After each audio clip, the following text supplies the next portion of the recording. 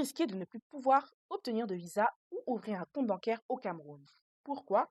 Parce que vous n'avez pas déclaré vos revenus annuels. Pas de panique, Axmedia vous explique tout en 2 minutes. Vous avez jusqu'au 1er décembre 2024 pour déclarer vos revenus annuels. Il s'agit de l'impôt sur le revenu des personnes physiques, IRPP. Et oui, c'est obligatoire pour tous ceux qui touchent des revenus au Cameroun. Depuis 2021, les salaires, pensions, rentes, revenus locatifs ou même les revenus passifs doivent être déclarés avant le 30 juin de chaque année. Exceptionnellement, cette année, le ministre des Finances, Louis-Paul Motazeux, a prolongé ce délai au 1er décembre 2024.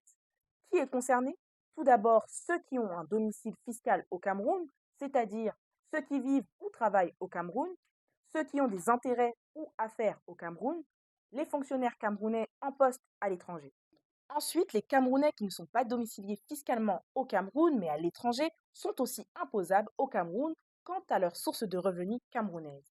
Par exemple, si vous vivez à l'étranger et que vous possédez un immeuble locatif au Cameroun, vous devez de déclarer les revenus perçus des loyers.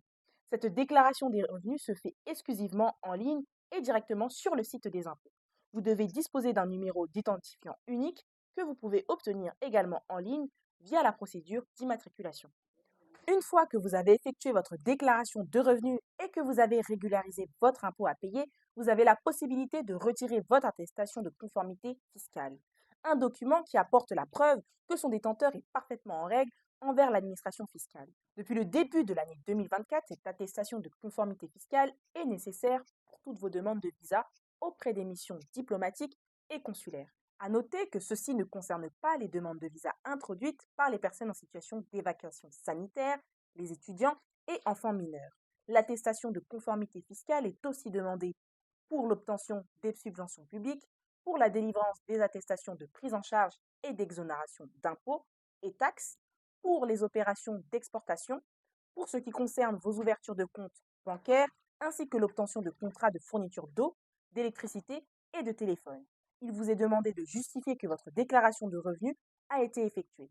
Cette vérification se fait en général via votre numéro d'identifiant unique. Il ne vous reste donc plus que quelques jours pour effectuer votre déclaration en ligne. Quel est votre avis sur ces différentes sanctions? Dites-nous ça en commentaire. Et n'oubliez pas de partager et vous abonner pour plus de contenu avec Axmedia.